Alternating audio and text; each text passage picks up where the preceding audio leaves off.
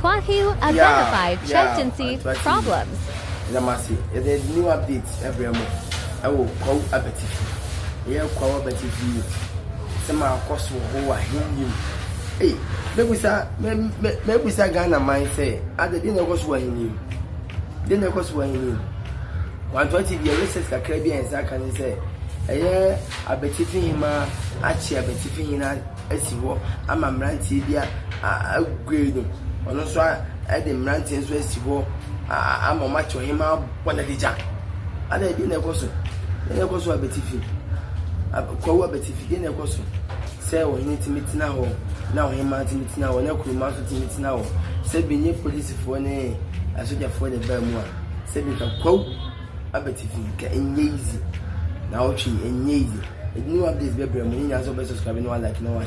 Your videos need to go high, the baby more high, do on so as a bit Bible couture, your YouTube page, it's what I call ANTOA TV BR or YouTube BR in South Africa. And I must be brave, say around 20. When you read the course of Abetifi, then you're fair.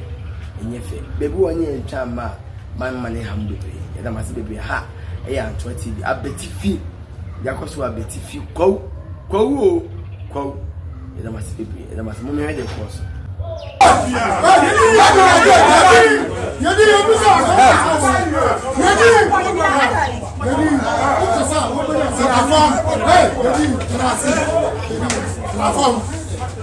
We are secretary floor.